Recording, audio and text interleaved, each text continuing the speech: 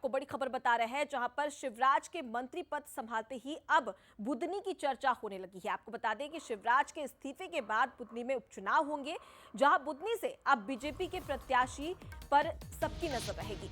बुधनी से शिवराज के बेटे कार्तिकेय समेत कई नाम चर्चाओं में हैं, जहां विदिशा से पूर्व सांसद रमाकांत भार्गव भी उम्मीदवार हो सकते हैं।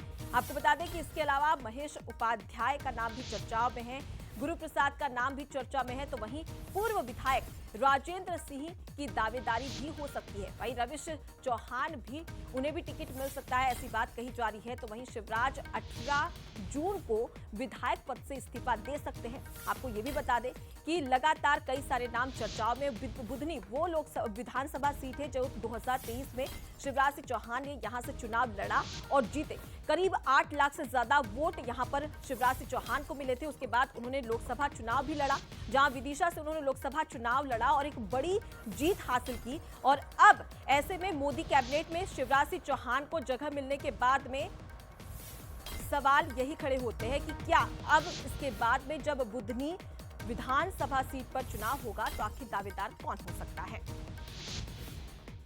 तो देखिए, बुधनी में कौन दावेदार हो सकता है, ग्राफिक्स के जरिए हम आपको वो भी दिखा देते हैं कि कौन कौन से ऐसे दिग्गज नेता है जो कि इस सीट से उम्मीदवार हो सकते हैं। तो ग्राफिक्स के जरिए सबसे पहला नाम सामने आ रहा है कार्तिकेय सिंह चौहान का। देखिए, शिवराज सिंह चौहान के बड़े बेटे हैं। और उसके बाद दूसरा नाम महेश उपाध्याय का यहां पर नाम सामने आ रहा है, एक दिग्गज नेता है। गुरु प्रसाद जी की बात कर ली जाए तो इन्हें भी उम्मीदवार बनाया जा सकता है, ऐसी बातें कही जा रही है।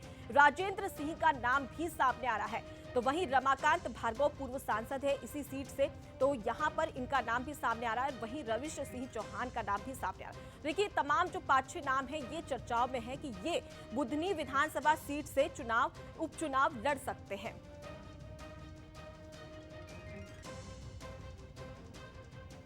चलिए, इस खबर पर ज्यादा जानकारी ले लेते हैं। न्यूज रूम से हमारे साथ में सीधे एग्जीक्यूटिव एडिटर मनोज सैनी जी जुड़ रहे हैं।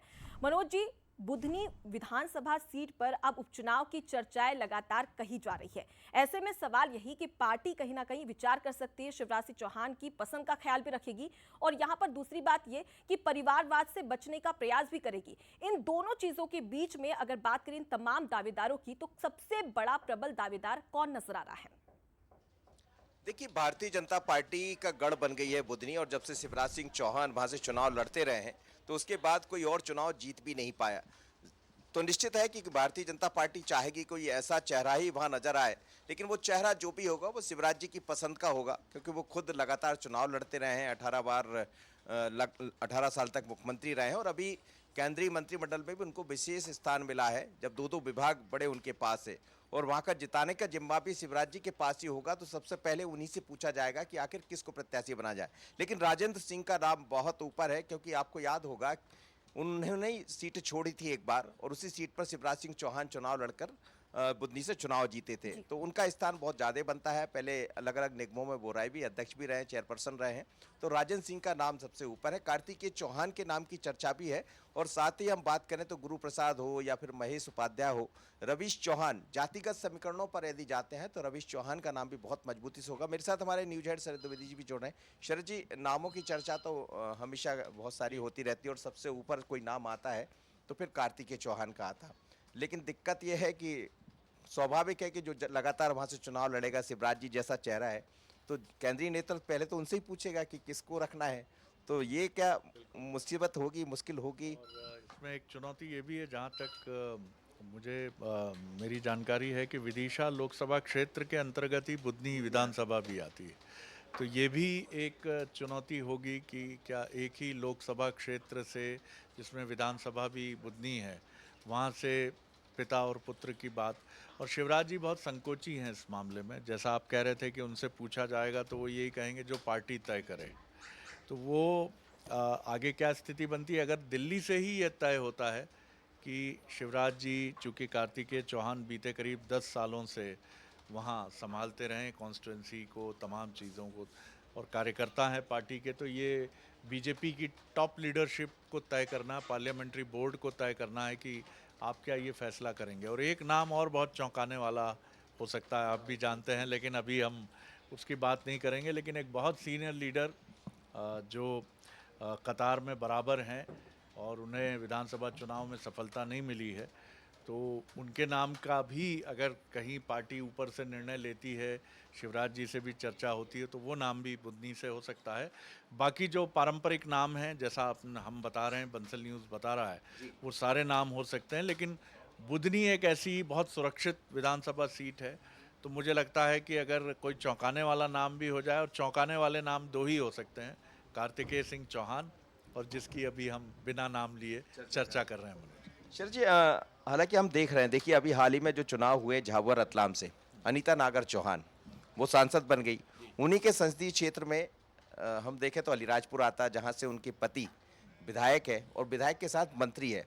और जो मेरी जानकारी, दिल्ली में भी इस बात की बहुत चर्चा थी, यदि वो मंत्री नहीं होते तो आदिवासी वर्ग से निश्चित रूप से वो मंत्री बनने जा रही थी, जो खबरें थी अनीता नागर की। लेकिन सिर्फ एक ही वजह बनी है अंतिम दौर में कि जिसके कारण उनको स्थान नहीं मिला। यानी पति और पत्नी, एक सांसद एक विधायक, और उसी लोकसभा से, और वही बुधनी लोकसभा है जहाँ शिवराज जी और उनके बेटे।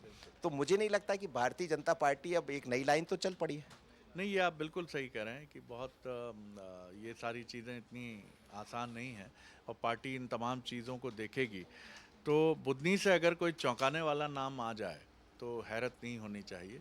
और क्योंकि वो एक ऐसी सीट है जहाँ से जीतना 100% तय है। बीजेपी का गढ़ है बुधनी, बना दिया है शिवराज जी ने उसे। तो मुझे लगता है कि उस सीट पर एक बड़े नेता जो हैं उनके लिए भी बराबर चर्चा हो सकती है। और अगर पारंपरिक नाम है कार्तिकेय जी को, अगर जैसा आप बता रहे हैं कि अगर इन तमाम चीज़ों पर जिस पर विचार होगा ही, तो भी राजेंद्र सिंह मुझे एक बहुत मजबूत नाम दिखता है। राजेंद्र सिंह एक ऐसा नाम है कि आप कह सकते हैं कि स्वाभाविक तौर पर, क्योंकि जिन्होंने सीट छोड़ी हो कभी, तो बात उस तरफ तो जाती ही है कि साहब जिन्होंने छोड़ी है मौका उनका है। जी। हाँ, लेकिन अब ये भी दिक्कत हो सकती है राजन सिंह के नाम के साथ शरद जी, क्योंकि उनके भाई विजयपाल सिंह वो सोहागपुर से विधायक है। तो यदि वहां भी होता तो दो भाई विधायक बन जाएंगे, यदि वो बुधनी से विधायक बनते। और यदि इसी तरफ लाइन चली गई तो फिर तो कार्तिकेय चौहान भी हो जाएंगे। फिर भी मुझे लगता है भाई भाई की कहानी थोड़ी भिन्न हो जाती है, लेकिन पत्नी, बेटे और पुत्र की कहानी, पिता पुत्र, ये बहुत नज़दीकी मामला हो जाता है। तो ये फिर भी विचार मुझे लगता है कि इस पर हो सकता है, क्योंकि इसके पीछे त्याग की भी कहानी है। लेकिन और नाम जो आप कह रहे थे, जैसा हमने बताया है, गुरु प्रसाद जी हैं, महेश उपाध्याय हैं, रवीश चौहान हैं, किसान मोर्चा के पदाधिकारी हैं, जातिगत समीकरणों की दृष्टि से वो भी एक बड़ा मजबूत चेहरा वहाँ से हैं। तो ये तमाम नाम भी बराबर लाइन में है, लेकिन 2-3 दिनों के बाद ही, जैसे ही शिवराज जी भोपाल आएंगे और वो इस्तीफा देंगे, उसके बाद ये सरगर्मियाँ जोर पकड़ेंगी। और मुझे लगता है कि इलेक्शंस भी जिस तरह से हैं, तो जल्दी 2-3 महीने के भीतर इलेक्शन भी संभावित है। बिल्कुल। और बिल्कुल, तो देखिए कहीं न जिस कहीं तरह से मनोज शरद जी जी भी माना कह जा रहे हैं सकता है कि उपचुनाव हाँ, की तैयारी में बीजेपी और कांग्रेस दोनों लगी हुई है। लेकिन जिस प्रकार से आपने भी जिक्र किया, शरद सर ने भी जिक्र किया, तो बुधनी विधानसभा सीट पर सबसे ज्यादा चर्चाओं में कार्तिकेय सिंह चौहान का नाम भी सामने आ रहा है। ऐसे में 4 बार मुख्यमंत्री रह चुके शिवराज सिंह चौहान की विधानसभा सीट बुधनी विरासत कही जाती है। तो क्या विरासत की हिफाजत कार्तिकेय सिंह चौहान कर पाएंगे? एक सवाल ये भी खड़ा होता है, क्योंकि हम देख रहे हैं कि पिछले 10 सालों से लगातार इसी सीट पर शिवराज सिंह चौहान के पक्ष में कहीं ना कहीं कार्तिकेय सिंह चौहान लगातार प्रचार प्रसार करते हुए भी नजर आए, यानी कि यहां पर मजबूती से वो भी काम करते हुए नजर आए थे। तो क्या ये प्लस पॉइंट हो सकता है कि कार्तिकेय सिंह चौहान को भी इस बार उपचुनाव में मौका दिया जा सकता है? बहुत खूबसूरत आपने बात कही, विरासत की हिफाजत। निश्चित रूप से विरासत की हिफाजत यदि बात आएगी तो फिर कार्तिकेय चौहान ही करेंगे। लेकिन जैसा शरद जी भी कह रहे हैं, पर दर्शक जो भी बंसल न्यूज़ पर बने हुए, ये तो वो नाम है जिन नामों की हम चर्चा कर रहे हैं। पर हो सकता है कि 2 दिन बाद हम कोई बड़ी खबर आपको दें और एक चौंकाने वाला चेहरा बुधनी से दिखाई दे सकता। लेकिन अभी हाल ही में कुछ बड़े परिवर्तन होना है, संगठन के भीतर भी, मध्य प्रदेश की सियासत में भी। और उसमें यदि परिवर्तन में उनका कुछ नहीं होता है तो वो भी एक चेहरा होगा। अब कौन होगा तो इंतजार कीजिए, पर बहुत दिलचस्प होने वाला बुधनी का चुनाव। जी, तो फिलहाल के लिए बहुत शुक्रिया मनोज जी, तमाम जानकारी हम तक पहुंचाने के लिए। तो देखिए किस प्रकार से अब बुधनी विधानसभा सीट पर उपचुनाव की जो चर्चाएं हैं वो जोरों से चल रही है, और अब सवाल यही कि आखिर प्रबल दावेदार इस सीट से कौन हो सकता है।